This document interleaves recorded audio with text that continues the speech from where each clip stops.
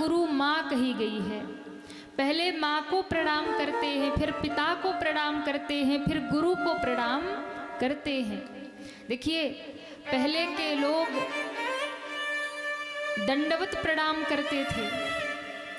पहले के लोग जब गुरु के सामने, माता पिता के सामने जाते थे तो गिर कर के प्रणाम करते थे, दंडवत प्रणाम करते थे, चरणों में लेट कर प्रणाम करते थे। फिर क्या हुआ? फिर धीरे धीरे पद्धति बदलने लगी। बोले अब कोई दंडवत नहीं करता। फिर धीरे धीरे समय बदला, लोग पैर छू करके प्रणाम करते, झुक के पैर छू लेते। चलो यहाँ तक भी सही था।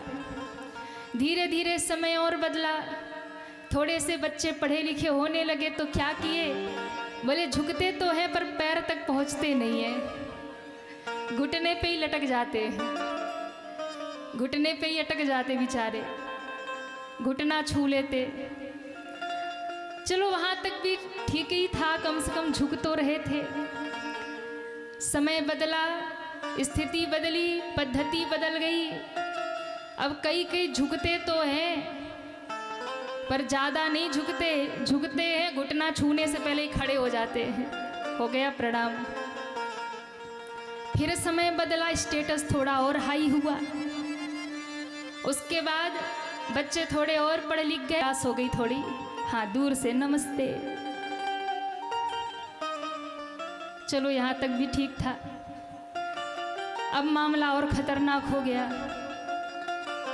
नमस्ते तक भी ठीक था, लेकिन अब स्टेटस इतना हाई हो गया, अब इतने पढ़े लिखे हम हो गए, इतने मॉडर्न हो गए, आजकल के बच्चे इतने एडवांस हो गए कि अब तो प्रणाम नहीं, नमस्ते नहीं, झुकना तो दूर की बात, दूर से ही कहते हाय हेलो बाय बाय। अब बजाओ जम के।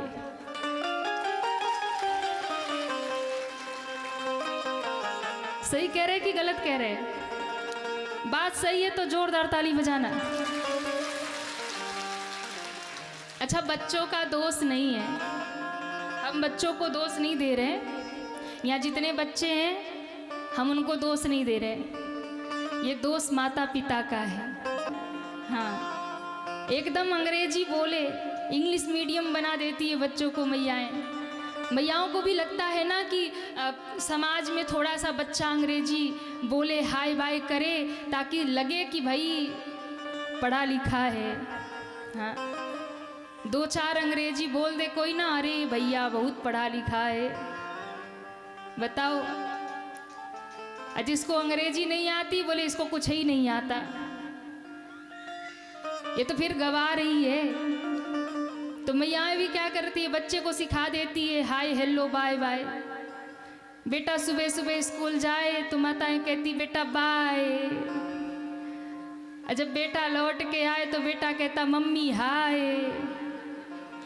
हाँ, कई बार जाए कोई मिल जाए, अरे बेटा देखो देखो अंकल आ रहे, बोलो हेलो बोलो अंकल को। अब बताओ, अंकल कोई हेलो बोलने की चीज़ है? अरे कोई बड़ा मिले तो प्रणाम करवा। हद तो तब होती है ना कि कई बार हम लोगों के पास भी लोग बच्चों को लेके आते, बोले दीदी को हेलो बोलो, हाय बोलो। हम कहे धन्य हो महाराज। बताओ महाराज, ऐसी स्थिति आ गई कि आजकल के बच्चे प्रणाम करना भूल गए। पर दोष उनका नहीं है, दोष माता पिता का है। बचपन में संस्कार नहीं दिया, सिखाया नहीं। और वही बच्चा जब एक दिन पढ़ लिख करके बड़ा हो जाता है, और वही बच्चा जब एक दिन आगे बढ़ जाता है, कोई अच्छे पोस्ट पर हो जाता है, तो फिर वो माँ बाप को ही बाय बाय करके निकल जाता है। फिर ये घर बैठ के हाय हाय करते हैं। फिर महात्माओं के पास जा जा के रोते, बेटा तो नालायक निकल गया। दोष उनका नहीं है। मैं आपको व्यासपीठ से निवेदन करूं, अपने बच्चों को ऊंची से ऊंची शिक्षा दीजिए, बड़े से बड़े स्कूल में पढ़ाइए, हर एक भाषा का ज्ञान सिखाइए, लेकिन जब वो घर में आए तो उन्हें संस्कार सिखाइए, सनातन धर्म की शिक्षा दीजिए। आप उन्हें प्रणाम करना सिखाइए, उन्हें संस्कार दीजिए। कार नहीं दोगे, खिलौने नहीं दोगे तो 2-4 घंटे रोएगा, लेकिन संस्कार नहीं दोगे तो जीवन भर रोएगा और आपको भी रुलाएगा। आज देखिए भारत की कितनी बड़ी विडंबना है। आज बड़े बड़े शहरों की तो वो हालत खराब है और गांवों में भी अब कोई पीछे नहीं रहा। गांव भी अब उसी हाल में, घर में माँ बाप का सम्मान नहीं होता। मैं आप सबको व्यासपीठ से निवेदन करूं, आज का समय ऐसा हो गया, भारत जैसी भूमि में जहां माता पिता को भगवान कहा जाता है, ऐसी भारत की भूमि में उनके लिए वृद्धाश्रम बनाए जा रहे हैं। ये कोई गर्व का विषय नहीं है, ये कोई प्रसन्नता का विषय नहीं है, ये बड़े दुख का विषय है, सोचनीय विषय है कि जिस देश में माता पिता को भगवान का दर्जा दिया गया, उस भारत देश में अब माँ बाप को घर में रहने के लिए स्थान नहीं है, उन्हें वृद्धाश्रम भेजा जा रहा है। सोचिए कहाँ चला गया समय, संस्कार। ये हमारा सनातन धर्म नहीं है। हमारे सनातन धर्म में माता पिता को भगवान माना जाता है। हमारे सनातन धर्म में माँ को प्रथम गुरु का दर्जा दिया गया।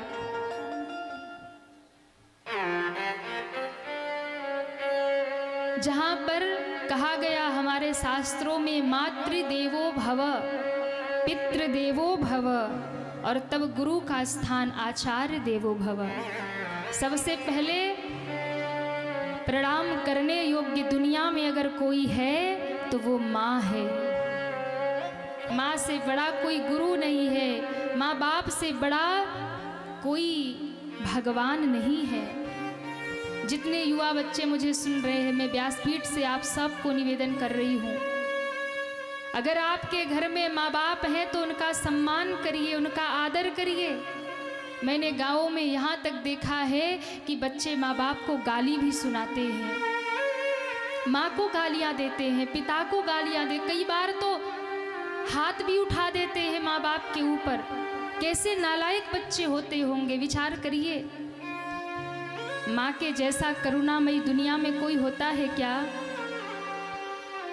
जिनके पास माँ बाप हैं और वो माँ बाप की कदर नहीं करते हैं ना, कभी जाकर उन बच्चों को देखना जिनके पास माँ बाप नहीं है। कैसे वो माँ की आंचल की उस ममता को पाने के लिए तड़पते हैं, तरसते हैं। कोई बेटा कह के सिर पे हाथ फेरने वाला नहीं है। आपको माँ बाप मिले हैं तो उनका सम्मान करिए, अपमान मत करिए। कई बार होता है माँ बाप भले अनपढ़ होते हैं, पढ़ लिख नहीं पाते हैं, पर उनका सपना होता है मेरा बच्चा खूब पढ़े, मेरा बेटा खूब आगे बढ़े, बड़ी पोस्ट पर जाए। और इसके लिए वो माँ घर में मेहनत करती है, पिता बाहर मेहनत करता है, एक एक रुपए जोड़ करके बच्चे को अच्छे से अच्छी शिक्षा देते हैं, बड़े से बड़े स्कूल कॉलेज में पढ़ाते हैं। पर एक दिन जब वही बच्चा पढ़ लिख जाता है तो फिर माँ बाप से बात करना भी पसंद नहीं करता है। कई बार विवाह होते हैं तो बच्चे बदल जाते हैं। कई बार घर में पत्नी के आते बेटा माँ बाप से मुख मोड़ लेता है, कुछ बोलता नहीं है, कभी माँ बाप से बात नहीं करता, कभी माँ से बात नहीं करता। आप सोचिए उस माँ के हृदय पे क्या बीतती होगी, जिस माँ ने उस बेटे के लिए मन्नतें मानी, व्रत रखा, रात रात की नींद उसके पीछे बिता दी जागते हुए, मेरे बच्चे को कोई कष्ट ना हो। और वही बेटा जब पत्नी आने के बाद बदल जाता है, माँ से बात नहीं करता है, सोच कर देखना उस माँ के हृदय पर क्या बीतता होगा, उस माँ को कितना कष्ट होता होगा। बचपन में जब बच्चा छोटा होता है ना, एक एक बात, फालतू की भी बात माँ से पूछता है, पिता से पूछता है ना, तो माँ बाप उसे बताते हैं, माँ ये क्या है बेटा, ये है। 10 बार अगर पूछेगा कि माँ ये क्या है एक ही वस्तु को, तो माँ 10 बार बताएगी, बिना चिढ़े, बिना गुस्सा किए, प्रेम से, बेटा ये तो ये है। पर बुढ़ापे में जब उस माँ को कुछ समझ नहीं आता और कहती है बेटा ये क्या है, तो बेटा डांट देता है, गुस्से में बोल देता है, चुप रहो, जब देखो तब कुछ न कुछ पूछते रहते हैं। उस पिता के ऊपर, उस माँ के ऊपर क्या बीतती होगी। कई बार बहुएं घर में आती है ना, वो भी बेटों को माँ से अलग कर देती है। मैं आपसे निवेदन करूं कि कभी भी किसी बेटे को उसके माँ से अलग मत करिए। एक माँ को बुढ़ापे में और क्या चाहिए, वो यही चाहती है कि मेरा बेटा प्रेम से 2 बातें मुझसे कर ले। वो यही चाहती है प्रेम से मेरे पास 2 मिनट बैठ जाए, हाल चाल पूछ ले। बस इतने से ही माँ का हृदय गदगद हो जाता है, प्रसन्न हो जाता है। माँ को बहुत कुछ नहीं चाहिए, 2 वक्त की रोटी चाहिए और 2 वस्त्र चाहिए। इसके अलावा और क्या चाहिए माँ बाप को? उन्हें ज़रूरत की कुछ दवाइयाँ चाहिए, और क्या चाहिए। माँ सोचती है मेरा बेटा मुझे कुछ ना दे, भले ही वो मुझे पहनने के लिए कपड़े ना दे, दवाइयाँ ना दे, भले ही खाने को मुझे भोजन ना दे, पर कभी बैठ करके प्रेम से 2 बात कर ले, उतने में ही माँ का हृदय गदगद हो जाता है, भर जाता है। कई बार बहुएं घर में झगड़ा करती है, क्लेश करती है। सारे पैसे माँ बाप को दे आते हो, सारे पैसे माँ बाप पर लुटा देते हो। ऐसी बहुओं को भी निवेदन करूंगी, कभी किसी माँ से उसके बेटे को दूर मत करिए। जिस माँ ने उसे जन्म दिया, पाल पोस कर बड़ा किया, उस बेटे को आज इतने योग्य बना दिया, और आज विवाह करके आती है तो माँ से दूर कर देती है। माँ से बात किया तो फिर हमसे बात मत करना। अब बेटा भी क्या करे, पत्नी की सुने कि माँ को देखे। माँ भी सुन लेती है तो रो कर कहती है बेटा, बहू झगड़े करती है, तू मेरे पास मत आया कर, तू मुझसे मत बात किया कर। क्यों मुझसे बात करता है, क्यों मेरे पास आता है?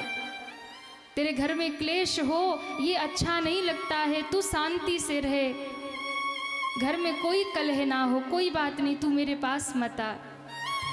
जब तक माँ जीवित रहती है रोती रहती है, और एक दिन पृथ्वी से विदा हो जाती है। मैं आपको निवेदन करूं, कुछ ही समय माँ बाप रहते हैं बुढ़ापे में, और यदि आपने उनका अपमान किया, उन्हें रुलाया, उन्हें कष्ट दिया, जो बहुएं घर में सास ससुर को कष्ट देती है, रुलाती है, ध्यान रखना, उसके बाद आप बड़े बड़े भंडारे करते हो, उसका कोई मतलब नहीं है। जीते जी माँ को 1 रोटियां ना खिलाई, 1 गिलास जल नहीं पिलाया, मरने के बाद अंजलि भर भर के जल दे दो, बड़े बड़े भंडारे कर दो, कोई मतलब नहीं है। घर में माँ बाप को रुलाया और बाद में आप दुनिया भर में जाकर के शिव को जल चढ़ाते हो, माँ दुर्गा के मंदिर में भोग लगाते हो, बड़े बड़े अनुष्ठान करते हो। सबसे पहले घर में माता पिता भगवान है, यदि उनको प्रसन्न कर लिया तो मंदिर के देवता तो अपने आप प्रसन्न हो जाएंगे। इसलिए भैया, घर में माँ बाप हैं तो उनका सम्मान करिए, उनका आदर करिए। माँ बाप के हृदय को जीत लिया तो फिर सारी दुनिया जीत लिया, और पूरी दुनिया जीत करके भी वो बेटा हार गया जो अपने माँ बाप के हृदय को जीत ना पाया। इसलिए मैं कई बार कहती हूँ, आपके पास माँ है ना तो आप सौभाग्यशाली हैं। आपके पास माँ है, पिता है, तो आप दुनिया में सबसे बड़े भाग्यवान हैं। जिस दिन माँ नहीं रहेगी ना, उस दिन आप रोते रहोगे, तड़पते रहोगे, कोई भी सर पे हाथ फेरने वाला नहीं मिलेगा, कोई प्रेम से समझाने वाला नहीं मिलेगा, कोई बेटा कहने वाला नहीं मिलेगा। जब तक माँ है ना, आधी रात को भी अगर बेटा घर लौट कर आता है ना, तो माँ, घर में जितने भी लोग रहेंगे सब पूछेंगे, पत्नी पूछेगी क्या कमा करके लाए, बेटे पूछेंगे क्या लाए, पर अगर माँ होगी ना तो वो दौड़ कर आएगी, सिर पे हाथ फेरेगी और ये नहीं पूछेगी क्या कमा के लाए, क्या लेकर आए। वो माँ बस यही पूछेगी, बेटा तूने भोजन तो किया, तेरा पेट तो भरा है ना। तूने कुछ खाया कि नहीं खाया। ये माँ की ममता होती है। और जिस दिन माँ नहीं होगी घर में, पूरा परिवार भरा हो, सब भरे पड़े हों, लेकिन महाराज एक माँ नहीं हो तो लगता है कि घर में कोई और नहीं है, लगता है कि संसार सूना हो गया। कभी उन बच्चों को जाकर के देखना जिनके पास माँ नहीं है या जिनके पास पिता नहीं है, उनके जीवन में कितना कष्ट होता है, कितना दुख होता है। और जिनके पास माँ बाप है वो माँ बाप की कदर नहीं करते। कहीं से थके हारे लौट कर आओगे तो माँ खड़ी रहती है। बच्चा अगर उदास रहता है ना, माँ देख करके समझ जाती है कि चेहरा उतरा हुआ क्यों है। बच्चे का मुख देख करके माँ समझ लेती है कि भूखा है कि प्यासा है, एक रोटी कम खा रहा है। केवल चेहरा देखकर समझ जाती है वो माँ होती है। माँ जैसी करुणामयी कोई नहीं होती। और माँ जब घर में है ना, कोई दुनिया में रहे ना रहे, माँ अगर रहती है तो बच्चे को बड़ी साहस रहती है, बड़ा हिम्मत रहता है। कुछ भी होगा माँ संभाल लेगी, पिता संभाल लेंगे। और जिन बच्चों के माँ बाप नहीं होते वो कष्ट पाते हैं, रोते हैं, तड़पते हैं। इसलिए जिनके घरों में माँ बाप है उनका आदर करो, उनका सम्मान करो। जब माँ नहीं हो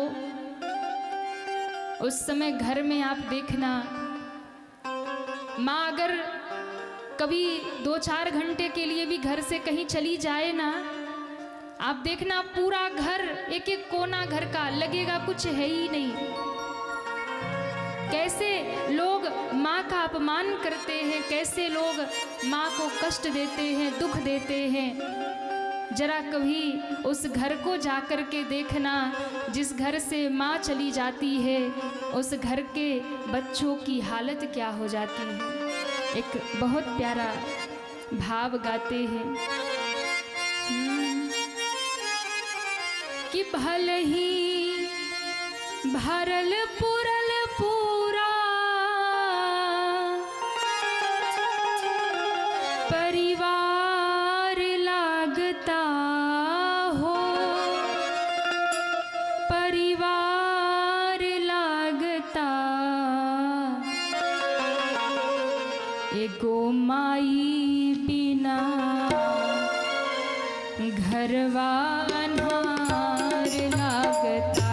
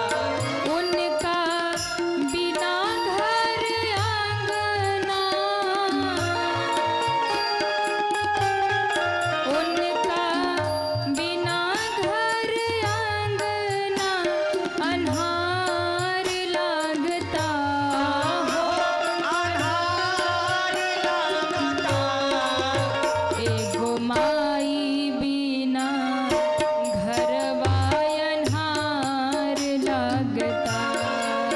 एगो माई बिना घरवा अन्हार लागता। एगो माई बिना घरवा अन्हार लागता।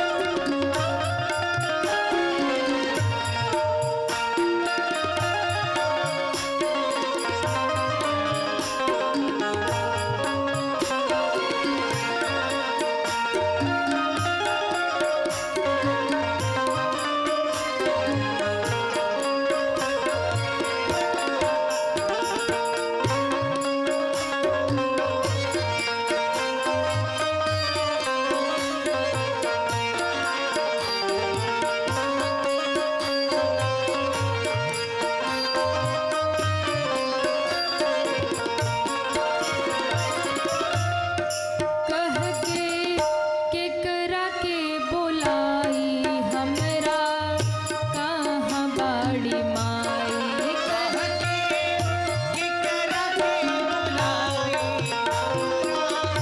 कहाँ बाड़ी। कह के केकरा के बोलाई हमरा कहाँ बाड़ी माई। कह के केकरा के बुलाई हमरा कहाँ बाड़ी माई। तोहरा ममता के हमरा तोहरा ममता के हमरा तोहरा ममता के हमरा दरकार लागता हो। सरकार लागता। एगो माई बिना घरवा अन्हार लागता। एगो माई बिना घरवा अन्हार लागता। भले ही भरल पूरल पूरा परिवार लागता हो। परिवार लागता हो। परिवार लागता। एगो माई बिना घरवा अन्हार लागता। एगो माई बिना घरवा अन्हार लागता। एगो माई बिना घरवा अन्हार लागता। एगो माई बिना घरवा अन्हार लागता। घरवा अन्हार लागता। घरवा अन्हार लागता। घरवा अन्हार लागता। घरवा अन्हार लागता। घरवा अन्हार लागता।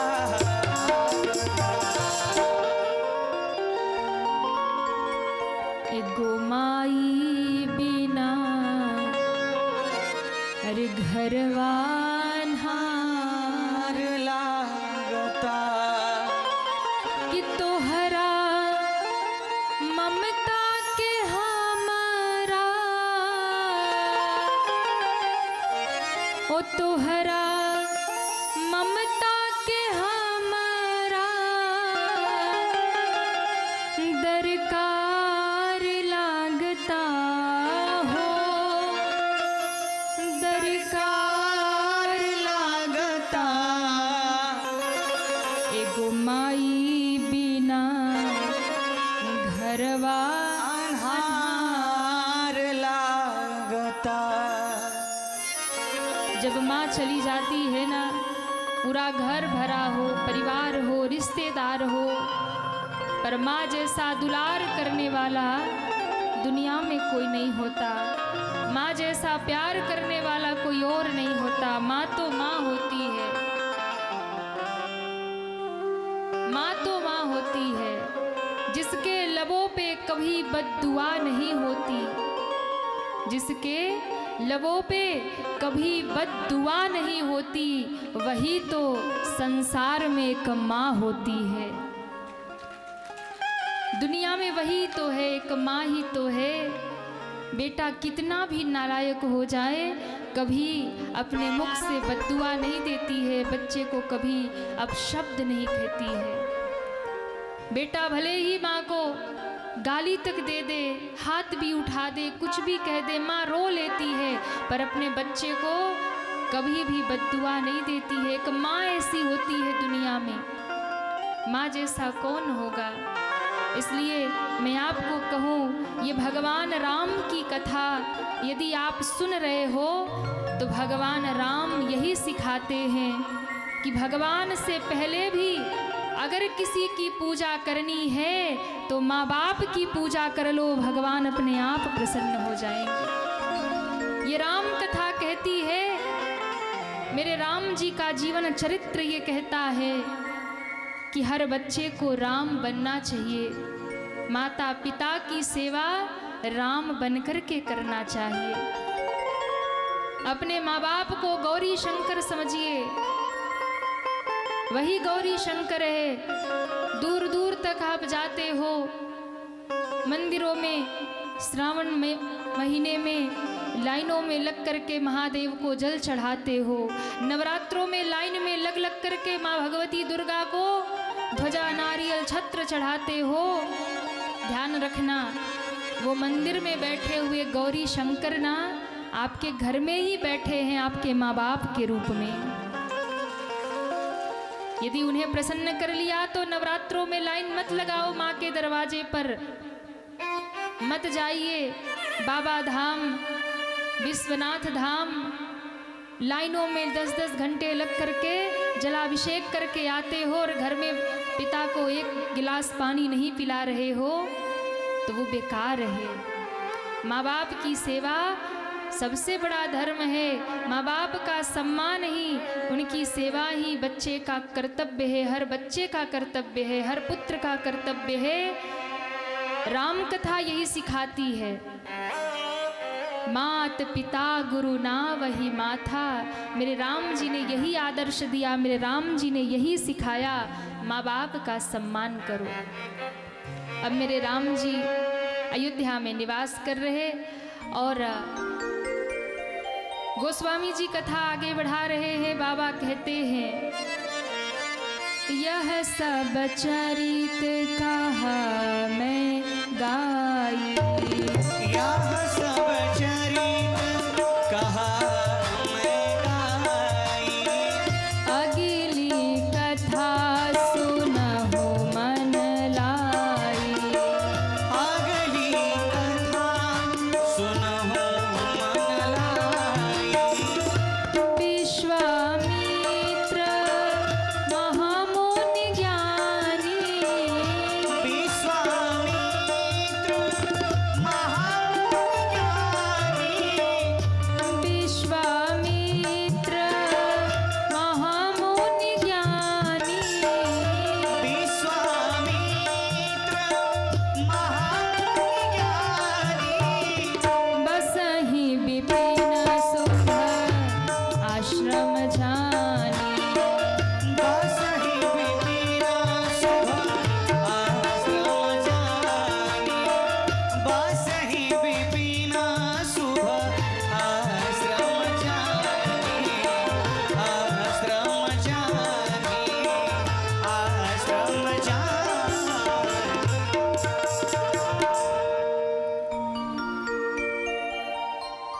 गोस्वामी जी कहते हैं, आगे कथा आती है, बिहार के ही क्षेत्र में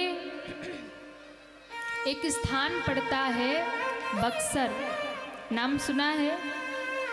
कितने लोगों ने बक्सर का नाम सुना है? जो हाथ नहीं उठा रहे उन्होंने नहीं सुना। नहीं सुना? अच्छा, अब सुन लो। आपके बिहार में ही एक स्थान पड़ता है बक्सर क्षेत्र, अयोध्या और जनकपुर के बीच में। उसी बक्सर क्षेत्र में एक बाबा जी रहते हैं जिनका नाम है विश्वामित्र। क्या नाम है? विश्वामित्र बाबा यज्ञ करते हैं, विश्व मंगल के लिए तप करते हैं और बहुत लंबे समय से यज्ञ कर रहे, पर बाबा का यज्ञ पूरा नहीं हो रहा। क्यों पूरा नहीं हो रहा? बोले जैसे ही बाबा जी यज्ञ करने बैठते हैं, स्वाहा स्वाहा करते हैं, उसी समय सुबाहु मारीच ताड़का ये रावण के भेजे हुए असुर हैं। उत्तर भारत और दक्षिण भारत में रावण ने कब्जा कर रखा है, अपने असुरों को भेज रखा है और उन्हें यही निर्देश दिया है कि तुम जाओ, कोई भी महात्मा यज्ञ ना करने पाए, धर्म ना करने पाए, कोई धार्मिक अनुष्ठान ना करने पाए, जहाँ भी यज्ञ हो रहा हो यज्ञ विध्वंस करो, ज्ञानी को मारो, ध्यानी को मारो, भजनानंदी को मारो, जा कर के उपद्रव करो।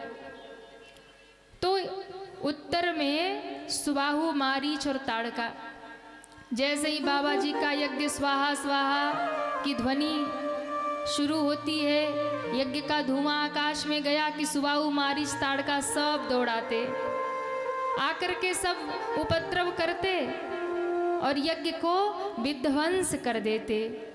देखत यज्ञ निशाचर धावहि, करहि उपद्रव, मुनि दुख पावहि। बहुत कष्ट होता है, यज्ञ विध्वंस हो जाता है, लेकिन करे भी क्या? बहुत परेशान हो गए तो मन में सोच लिया कि अब एक ही उपाय है, धरती पर भगवान प्रकट होने वाले हैं। तो क्या भगवान धरती पर प्रकट हो गए? ध्यान लगा करके देखा तो भगवान तो अयोध्या में बड़े भी हो गए हैं, युवा हो गए राम जी। तब क्या किया? विश्वामित्र जी ने मन में सोचा मैं अयोध्या जाऊंगा, राम लक्ष्मण को मांग के लाऊंगा और अपना यज्ञ पूरा कराऊंगा। ये सोच करके विश्वामित्र बाबा सीधा चल पड़े अयोध्या की ओर। अयोध्या महाराज दशरथ के द्वार पर पहुँचे और महाराज दशरथ के द्वार पर जाकर के कह दिया कि जाओ, जाकर के महाराज को सूचना दे दो, बक्सर से गांधी तनय विश्वामित्र बाबा पधारे हैं। दूत दौड़ा दौड़ा आया, महाराज की जय हो, क्या खबर है? बक्सर से गांधी तनय विश्वामित्र बाबा पधारे हैं। विश्वामित्र बाबा पधारे, दशरथ जी सुनते ही कांप गए। क्यों? ये बाबा जी बड़े खतरनाक हैं। ये विश्वामित्र बाबा जो है ना, ये बड़े खतरनाक हैं, बड़े प्रसिद्ध बाबा हैं। क्यों? दशरथ जी सोचने लगे हमारे पूर्वज हुए हरिश्चंद्र जी महाराज, और एक बार ये द्वार पे आए थे तो हरिश्चंद्र जी ने खूब स्वागत किया, खूब सत्कार किया, विदा किया। दूसरे दिन फिर आ धमके, कहा महाराज स्वप्न में आपने मुझे अयोध्या दान कर दी है, सो अपना राज्य पाठ हमें दे दो। पर रघुवंशी क्षत्रिय वचन के पक्के श्री हरिश्चंद्र महाराज ने अपना राज्य पाठ सब दे दिया। बोले 11,000 स्वर्ण मुद्रा भी देनी है। उसके लिए क्या करें? बोले हमारे राज्य से निकलो, कुछ भी करो, हमारा ला करके दक्षिणा चुकाओ। दान तो कर दिया। 11,000 स्वर्ण मुद्राओं के लिए हरिश्चंद्र महाराज ने अपने पत्नी को बेच दिया, अपने बच्चे को बेच दिया। काशी के घाट पर आकर के डोम राजा के यहाँ अपने आप को भी बेच दिया, पर सत्य का पालन किया, धर्म का पालन किया। दशरथ जी महाराज बैठे बैठे सोच रहे हैं ये बाबा जी हैं बहुत खतरनाक, जल्दी आते नहीं हैं और आते हैं तो कोई न कोई करामात करके ही जाते हैं। अरे हरिश्चंद्र के जमाने में आए थे, इतनी कठोर परीक्षा उनकी ली थी महाराज। बेटे की मौत हो गई, और अग्नि देने वाले हरिश्चंद्र महाराज भी सामने खड़े हैं, पर पत्नी से कह रहे हैं कोई कर दोगी तभी बेटे को आग मिलेगी। ऐसी कठोर परीक्षा उन्होंने ली थी। तो दशरथ जी के माथे पर पसीना आने लगा, घबराने लगे, ये बाबा जी आए क्यों हैं। द्वारपालों से कहा सच सच बताओ, सुनने में कोई मिस्टेक तो नहीं हुआ, सच में वही वाले बाबा जी हैं। बोले महाराज 100%, 101% वही बाबा जी हैं। अब दशरथ जी और घबराए।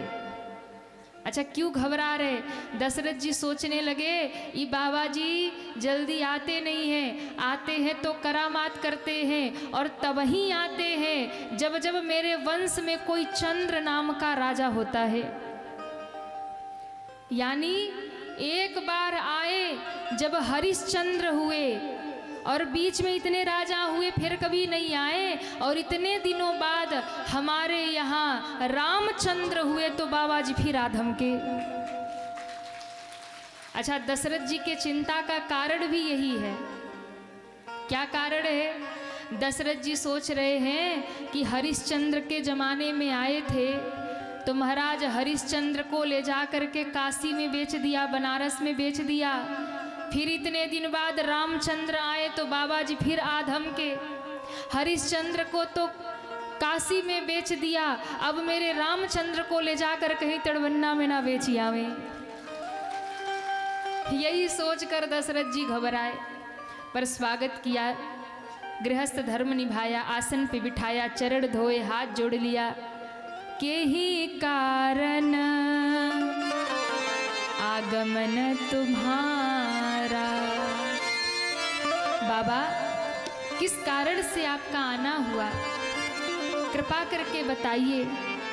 अच्छा देखो, दशरथ जी स्वागत करने गए पर अकेले नहीं गए, फिर विप्र समाज को बुलाया, ब्राह्मणों को बुलाया, पंडित जी लोग को बुलाया, और कहा कि इतने जोर जोर से वेद मंत्र पढ़ो, इतने सुंदर ढंग से स्वागत करो कि अगर बाबा जी राम के लिए कोई विचार लेकर आए हो, राम को मांगने आए हो, तो सब भूल जाए।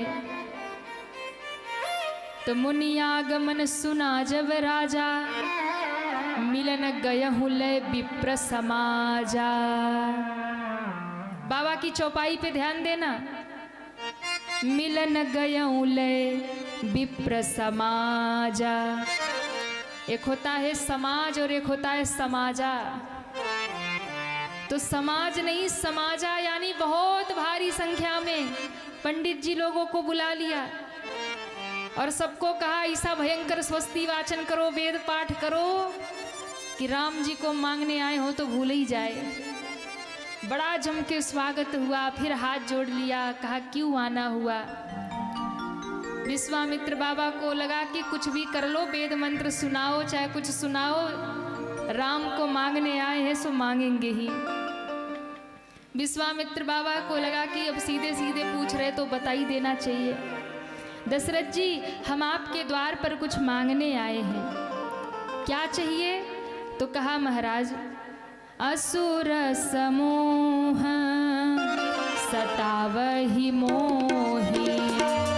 असुर समूह सतावहि मोहि। मैं जाचन यहु नृप तोहि। मैं जाचन यहु नृप तोहि। अनुज समेत देहु रघुनाथा।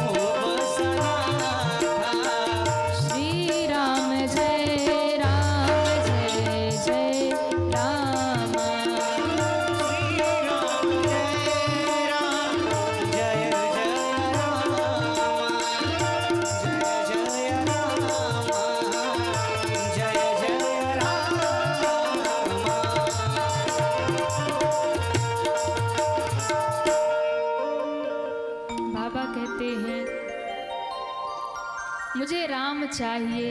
किस लिए? यज्ञ की रक्षा के लिए। और राम अकेले नहीं चाहिए, अनुज समेत देहु रघुनाथा, निश्चर वध में खूब सना था। राम तो चाहिए, पर उनके भैया सहित लखन सहित राम चाहिए। इतना सुनते ही दशरथ जी रोने लगे, चरणों में गिर गए। महाराज, चौथे पन पायहु सुतचारी, विप्र वचन नहीं कहेऊ बिचारी। आपने क्या मांगा है, विचार तो करिए ना। चौथे पन में 4 बेटा मिले, उसमें से भी 2 को मांग रहे हो, कैसे दे सकता हूँ बाबा, कुछ और मांग लो ना, कुछ और मांग लो। बोले महाराज, हम तो राम को ही मांगने आए हैं, राम ही चाहिए।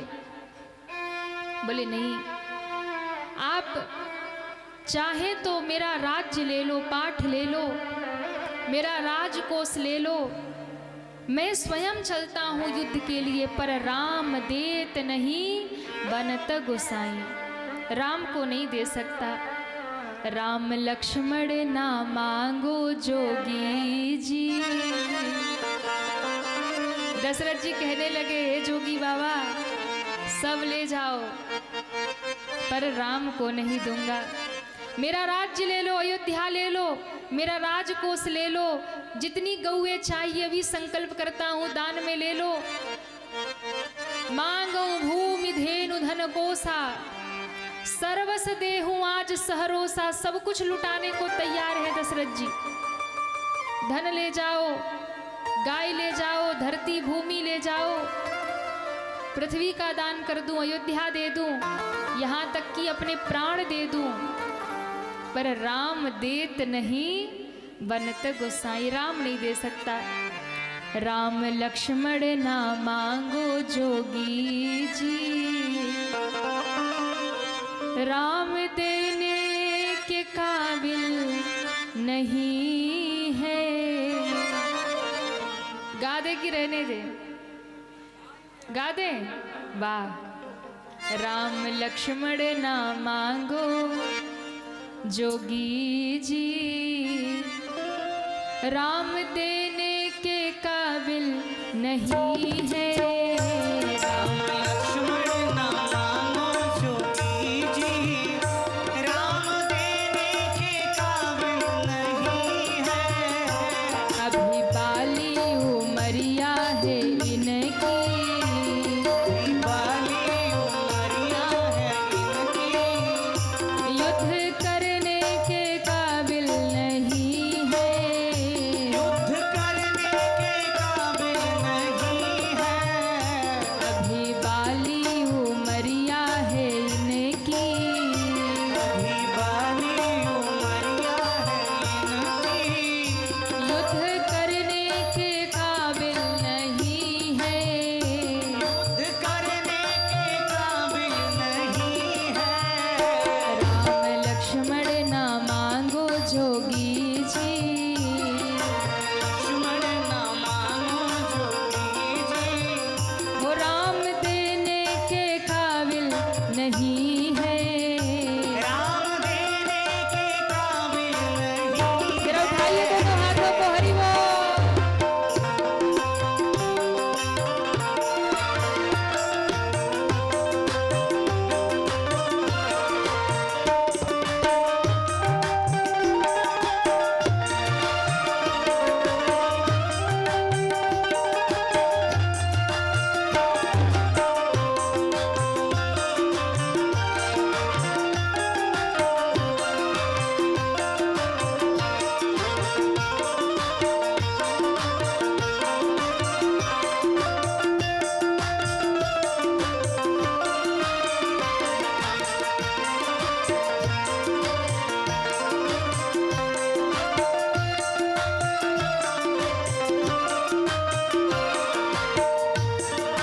और महाराज, राम को क्यों नहीं देना चाहते?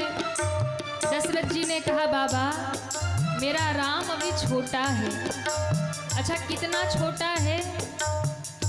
ये लड़कपन से छूटे नहीं है, ये लड़कपन से छूटे नहीं है, ये लड़कपन से छूटे नहीं है, ये लड़कपन से छूटे नहीं है, दूध के दांत टूटे नहीं है, दूध के दांत टूटे नहीं है, दूध के दांत टूटे नहीं है। दूध के दांत टूटे नहीं है। दशरथ जी कह रहे महाराज मेरे राम इतने छोटे हैं कि अभी दूध के दांत नहीं टूटे। अच्छा बताओ, राम जी बड़े हो गए हैं, पढ़ाई लिखाई पूरी हो चुकी है, विवाह करने योग्य हो गए, लेकिन दशरथ जी कह रहे हैं अभी बहुत छोटा है। यानी बच्चे कितने भी बड़े हो जाएं, जब वो माँ बाप के सामने आते हैं तो छोटे बच्चे ही रहते हैं महाराज। हाँ, कोई कितना भी बड़ा हो जाए पर माँ बाप के सामने जब जाएंगे ना तो माँ बाप सोचते भी तो छोटा ही है। तो दशरथ जी का प्रेम देखो, राम जी इतने बड़े हो गए फिर भी कह रहे अभी तो बहुत छोटा है। दूध के दांत टूटे नहीं